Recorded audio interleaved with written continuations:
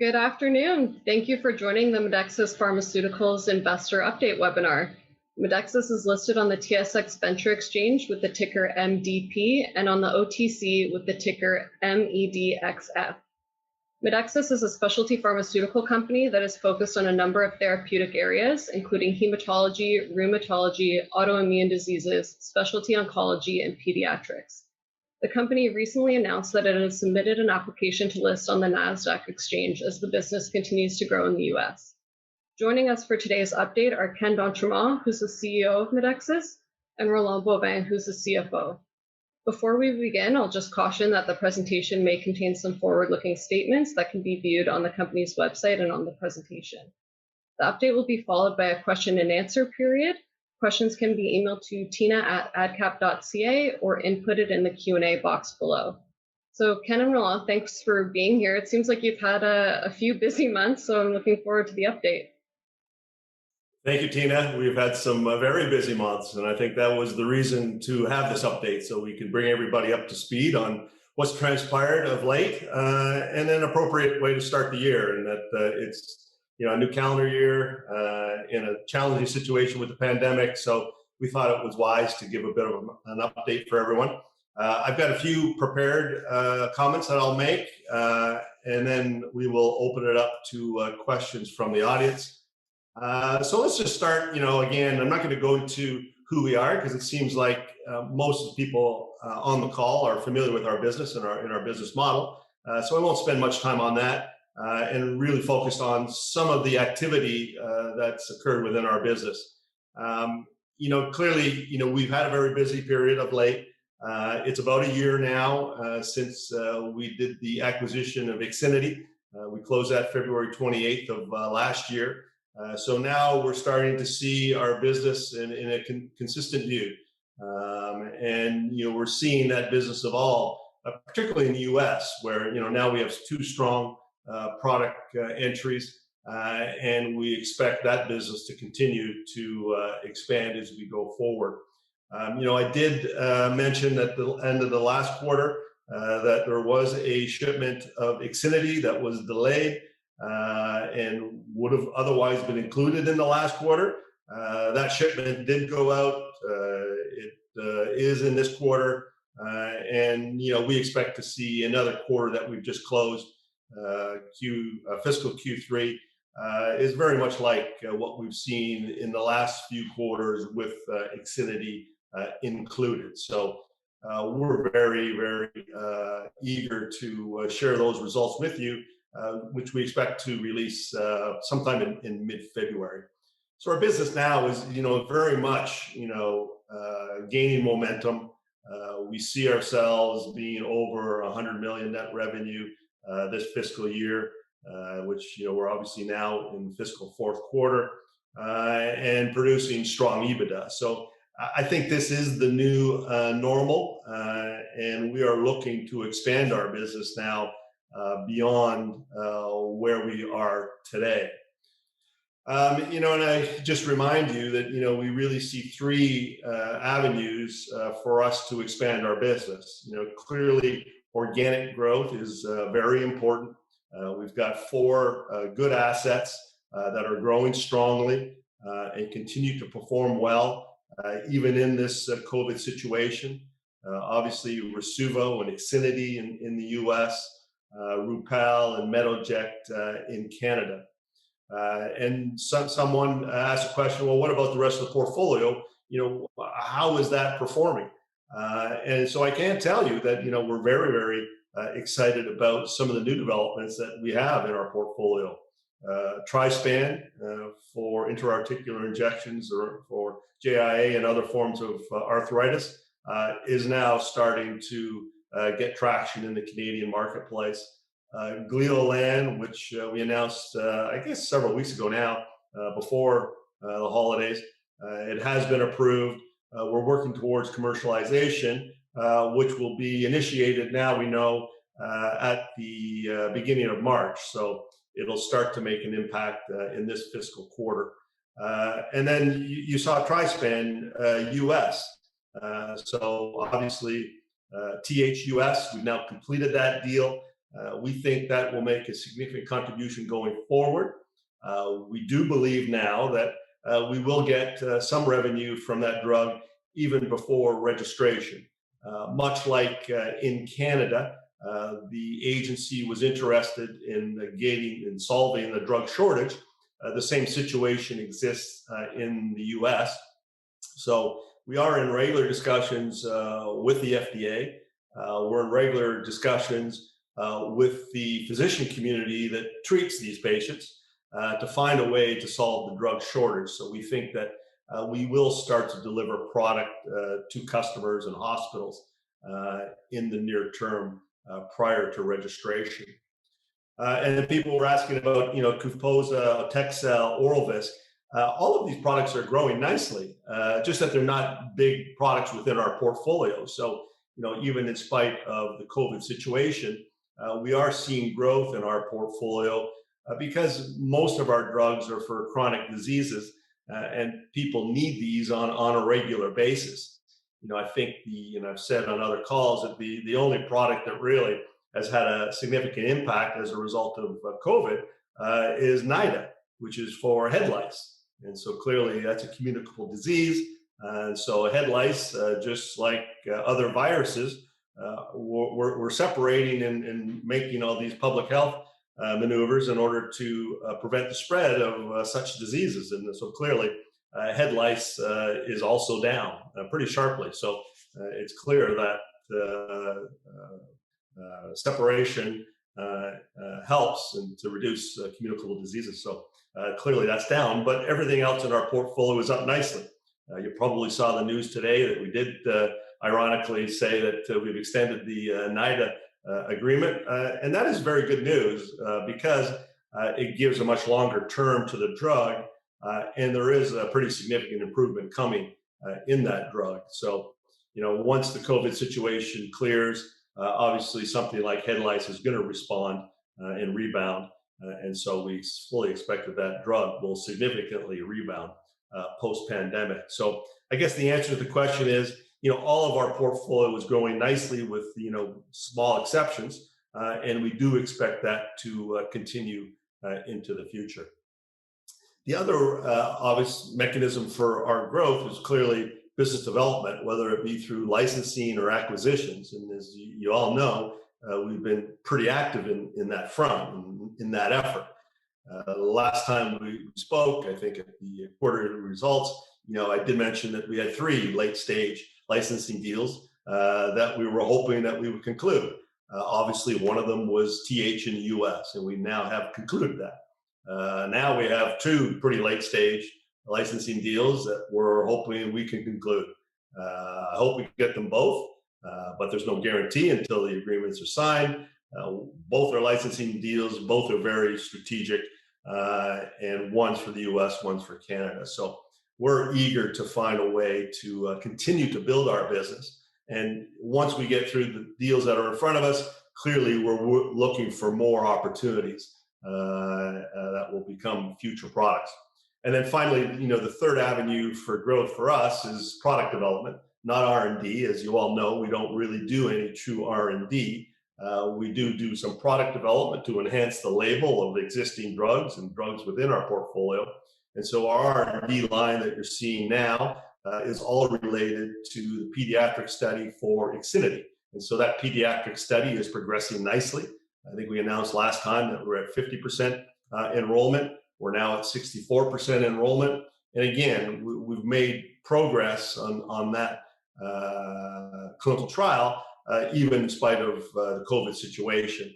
And we've been able to do that because we've initiated a lot of different sites throughout the world. So if COVID's a problem in one area, we can shift our attention to another clinical site in order to enroll patients. So we are, excited. We think we'll finish that this calendar year, and if not this calendar year, certainly early next year. So that will be a significant progression for us going forward. And then I guess finally, something that we just announced last week was really the work that we've been doing on our corporate development strategy. And clearly, we think that the Nasdaq listing is important for us. We think that will help close the valuation gap that exists between ourselves and many of our peers. And we have initiated that process. So we believe that we qualify for that exchange, and we're hopeful that in the not too distant future, we'll be able to list there. I would point out that part of the reason for the delay was the IXINITY transaction. The IXINITY transaction, because it was so large, caused a hold of 12 months for listing on Nasdaq. So that hold is over on March 1st. And so we think that following that, we will be in a strong position to list on that exchange. So we're very, very enthusiastic about our business going forward. We think that we have got lots of opportunity to grow. And so now we're very much focused on continuing to execute to see this business grow strongly, to produce strong revenue, strong EBITDA. You know, we've said from the very beginning that it's important to have scale in this business. We believe that we are starting to produce scale. We've got a portfolio today that can bring us to 150 or 200 million net revenue. We think some of the licensing deals that we're working on can bring us well beyond that. So we're part of the way along our journey. We do want to see a much larger company. We want to continue to leverage the infrastructure that we have in place.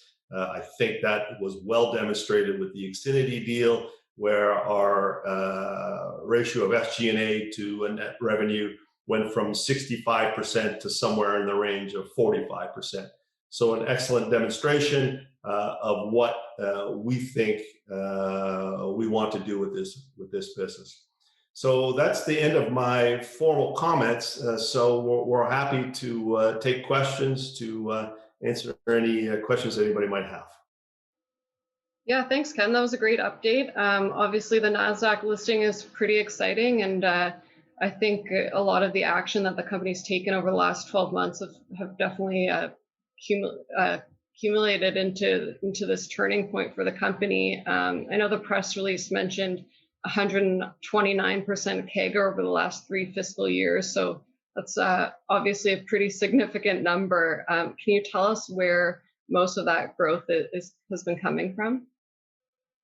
Yeah, I think it's 2 things. Obviously, you know, our base portfolio, you know, our organic growth has been strong. You know, Rasuvo, high single digit, Metoject, high double digit, IXINITY, about a 40% growth, and then Rupall, 45% growth. And so, you know, our core brands have been growing strongly. And then obviously the acquisitions. I mean, adding IXINITY, which was, you know, I think $32 million US net revenue when we acquired it, growing at a 40% rate, you know, adding that to the top line and then not really significantly changing our infrastructure, you know, I had a really significant improvement in our results. So, yeah, I think that, you know, it's been a combination of both organic growth and the acquisitions that we've been doing. And, you know, we expect to continue along, you know, basically that path. And for anyone who's new to the story, can you just give a bit of a refresher on IXINITY and then talk about the value proposition for the pediatric trial, but also the potential to launch in Canada and partner in the rest of the world? Sure. So IXINITY, hemophilia B, it's a factor 9 for the treatment of hemophilia B, rare disease, only been launched so far in the US. We did acquire international rights, as Tina has suggested. So the international rights, we will execute Canada on our own. So we are preparing the registration file. That should be completed this quarter. So we'll do Canada on our own. And then we're looking to out-license rest of the world. We have no interest or plans to build infrastructure outside of the US or Canada. So we'll look for partners in those other territories. I guess 6 or 8 weeks ago, we added Michael Pine, who is the VP of Business Development and Strategy. That's one of his objectives, to find partners in other territories. So we think we can continue to grow IXINITY in the US, add Canada, out-license other territories. So it's got a lot of growth potential left in it. Obviously, factor IX is, the core treatment for hemophilia B patients. And we're seeing that the standard half-life factor IX products continue to do well, even in face of these extended half-life products. We're actually seeing some shifts back from extended half-life to standard half-life because an active patient gets better coverage with a standard half-life than they do with an extended half-life. It's as simple as that. So we think a lot of growth in IXINITY, and that opens up another therapeutic market to us. I mean, obviously, we've got interest in hematology, and so that was a very good entry into that market, and we could adequately cover it with existing infrastructure. And TH is a bit of a smaller market in the US, but you were approached by the FDA to move into the US with this product. So can you talk about the previous production issues and why the FDA approached you to do this? Yeah, so it's exactly the same situation that we corrected in Canada, where it was subject to drug shortage. In Canada, we sold it via the SAP process, which is basically a named patient process for drugs that are in shortage, that are critical drugs, and then moved to get it properly fully registered in Canada. We couldn't use the same drug in the US because the manufacturing facility wasn't FDA approved. So we had to go out and find another facility that could produce the drug for us. We have found that it's acceptable to the FDA. We are now moving to close that gap in drug shortage for the US. We think it's a significant opportunity. Aristospan, which is the previous drug before the drug shortage hit, was in the tens of millions of net revenue. I think it was in the range of 50 or 60 million net revenue. Our objective is not quite that grand because we think we'll get a portion of that business back from the audience that we call on, which is primarily rheumatology. And so we think that we'll quickly get the juvenile idiopathic arthritis business back and then expand into adult patients when it's fully registered.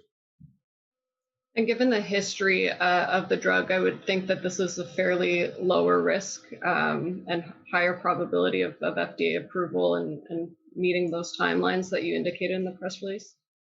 Yes, absolutely. It's drug shortage for a drug that is the drug of choice for children. And so FDA is highly motivated to get this drug back on market because these children need it. I mean, and it's not insignificant. I mean, this drug works twice as long as the other drug that's available to them. So no one wants to subject a child to an intra-articular injection more frequently than necessary.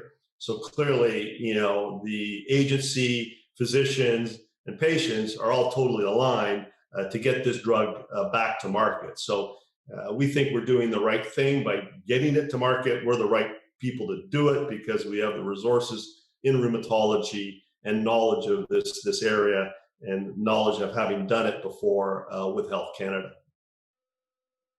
And you mentioned that the Canadian products, things are still progressing well on that side as well. I think a lot of attention is being focused on the US space with this Nasdaq listing, but if we could spend a minute talking about Gleolan, how are things progressing on that front? And I know there's been good reception from the medical community, so maybe you can address that as well. Sure. Gleolan's a fascinating drug because it's first in class. Gleolan, I'll just remind you, is for the treatment of glioblastoma tumors, the most common type of cancerous brain tumor. Typically, when a neurosurgeon goes to cut out such a tumor, they do it under white light with a microscope. But it's very hard to see the margins. So typically, there is residual cancer that's left behind after the surgery. Gleolan, because it fluoresces cancerous tissue, fluoresces pink when the surgeon uses blue light through the microscope, so you can clearly see what is cancerous and what is not. So it allows a physician to do a more complete resection, which leads to better outcomes. There's data that demonstrates a 6-month improvement in overall survival for these patients by using Gleolan versus traditional white light. So there's a strong amount of interest from the neurosurgeons to get access to this drug.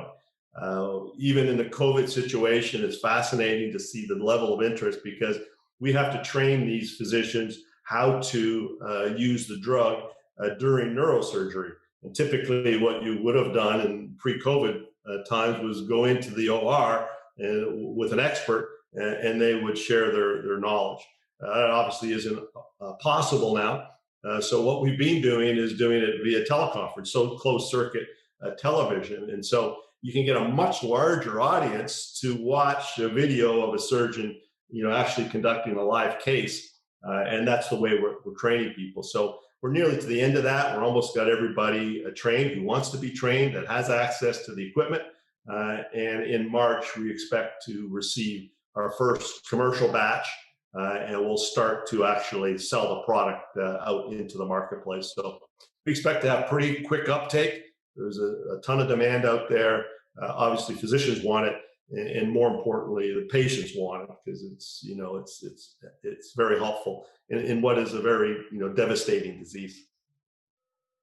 Just on the topic of sales and commercialization, we get a lot of questions about the compensation structure for the sales team. Can you talk about that and whether or not you're planning on hiring any more reps?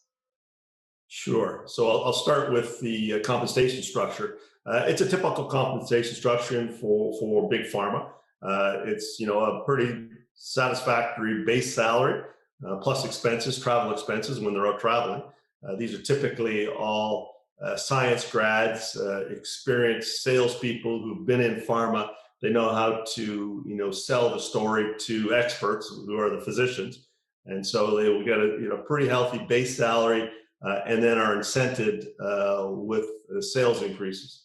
So obviously there's sales component to motivate them to try and drive growth within our business. So that's the model that we use. And then in terms of sales force, additional sales force, we don't need any sales force for the current.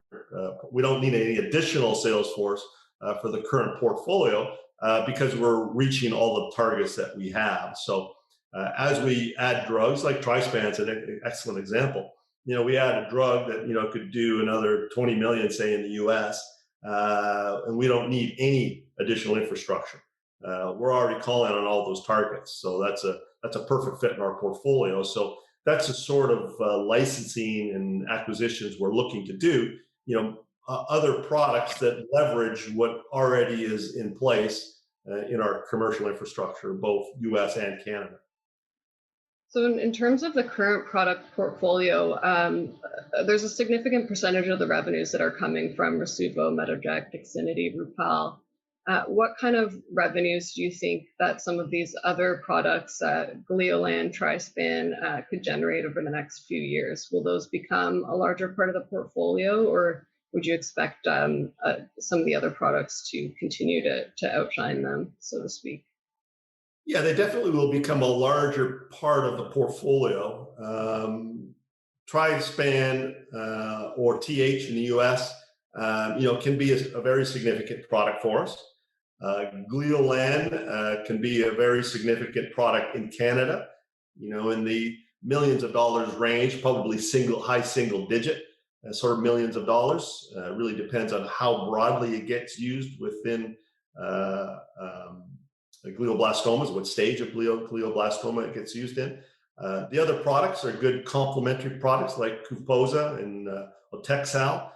Cupoza, we're waiting for some additional information, data, reimbursement, which will give it opportunity to grow. So all of these things can be significant contributors around, what right now is the 4 key products. And someone was asking from the audience about your patent protection on some of your bigger drugs. Can you provide us with an overview of that? Sure. So Rasuvo's got patent protection out to 2029. Ixinity has patent protection out to 2030. Even at 2030, we don't expect to see any generic competition, primarily because of the cost of developing biosimilars. You typically need billion-dollar worldwide drugs before it makes any sense to develop a biosimilar for a biologic. So we have got patent protection up to 2030, but we think its exclusivity life goes beyond that. Rupall, we've got protection data exclusivity out through 2024. Metoject, we have patent exclusivity out to 2027. Metoject patent is being challenged by a competitive product now. We're performing very well versus that competitive product. Our units are continuing to come in strong. So, even in a competitive situation, I think we're performing well. And we're obviously challenging that situation in the courts. And anyone who knows the Canadian patent court situation, it's a loser pay situation. So if we win, we will recoup all of our costs and lost profits. So we're obviously pursuing that to its fullest extent. Okay, great. We've got a couple questions about the Nasdaq listing. I don't know if you can provide timing or what you're thinking in terms of timing on getting Nasdaq approval. I don't think I can really say anything more than what I've already said. We've put the paperwork in as per our press release last week. It'll be reviewed. It's a pretty short process. It's not a long drawn out process. We know that we tick all the boxes for the requirements. So the path that we've chosen is the simplest path forward. It doesn't require a lot of review. And that's why we elected to wait until the hold period of 12 months was over so we could use this specific path. And so we think it'll happen in the not too distant future, assuming that we do indeed qualify as per the agency in the market. And there's a question about whether or not you're talking to U.S. analysts. Obviously, you're working with Crescendo, who's done a great job at making some U.S. introductions for investors as well. So maybe you can talk about the level of interest from the U.S. investment side. Yeah, Crescendo has been very helpful for us to identify investors, both institutional and retail investors, and some of the investment banks that could provide coverage. And one thing that we heard consistently during those discussions was, the need to upgrade our listing to a tier 1 exchange. And so, we clearly responded to that advice. And so we hope that as a result of now being listed on a U.S. exchange, that we'll start to get some U.S. coverage. We think that our business model is an attractive one. We think that we've performed well in the past and delivered what we had planned to do. So we think that we will get some coverage once we get properly listed. Okay, great. And there's a couple more product-related questions. How would the other drugs, excluding IXINITY, fare against generic competition? There aren't really any other drugs that are experiencing generic competition right now. I assume that means once the patents are expired. Yeah, I think we would expect that, other than IXINITY, which we think will have a long life, the other drugs are fairly well positioned, and we will hold on to a share. We think that they will plateau at the point where generic competition comes in, and in some places they may erode. But clearly we've got anti-generic strategies in place where we will hopefully improve on those products to extend their exclusivity. A good example is Rupall. The standard game plan for an prescription antihistamine, is to bring it over the counter, which extends its effective life. So clearly we're thinking about that. We're also thinking about improvements on Rupall that would again extend its life, and we're doing that on all products. So our plan is to try and extend it as much as possible. And I think you mentioned this already, but there was a question about the growth of the current portfolio. So if the company doesn't make any in-licensing or acquisitions how big can the current portfolio get? Yeah, we think current portfolio can be in the range of 150 to 200 million net revenue. That's with the drugs that are in the portfolio. I think TH in the US wasn't part of that calculation, so we think that will be incremental to those numbers. And then, as you alluded to, additional business development is what we think, helps drive us to a number more in the 400 or 500 million net revenue range. I mean, personally, that's where I would like to see it. I think at that stage, you've got sufficient scale. We'll be in a different category of product. We'll get a lot of attention, and that would be an attractive business for other players. Okay. And I think you addressed this as well, but has there been any interest in IXINITY from markets outside of Canada and the US for licensing opportunities? Yeah, so we've been fielding incoming inquiries because, every time we do something like this, we certainly put the message out there. We're looking for partners. And so Michael Pine, who's our VP BD, is fielding those inquiries and responding. So there have been several from Asia, Latin America, and now we're looking for something in Western Europe. Okay, great. And obviously recently there's been a lot more liquidity in the stock. It seems like there are more eyes on the story. What do you attribute that to? I think obviously the company's been doing more marketing and just getting the story out there. Yeah, absolutely. I mean, I think the marketing actually is a big piece of it. Obviously the work we've been doing with Adelaide has helped us reach investors that we hadn't spoken to previously. Crescendo and Frank Candido, who does some IR work for us as well, are helping us reach out to investors who didn't know the story previously. So that has clearly helped. It's brought additional volume. We put the market maker in place in order to close the spread. That has led to better volume. And so we think we have momentum now. The underlying business is very strong, and we think we'll get stronger. And the markets seem to be responding. Yeah, it's definitely been a busy year for Medexus, which has been great. So why don't we leave it with one last question, which is what's the vision for the company in the next 5 years in terms of revenue, portfolio of drugs, and sales force? Yeah, I think my personal goal is to see 100 million net revenue company.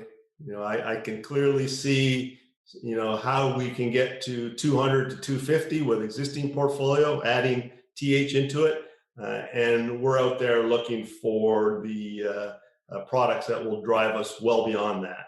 I think our US business, 2 assets, it can handle a lot more. So we expect there will be good opportunities that get us up into a 500 million net revenue range. And that, to me, then we're beginning to have scale.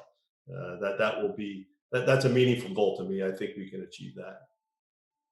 Yeah, well, thanks for the update. Appreciate it. And it's great to see so much going on with the company and also a small cap delivering on such significant growth. I think it's rare to see a company and management team that's delivered on everything that they said they would do. And obviously 129% CAGR is nothing to complain about. So that's great, and congratulations. Thank you, Tina. Much appreciated. Thanks to all the investors supporting us.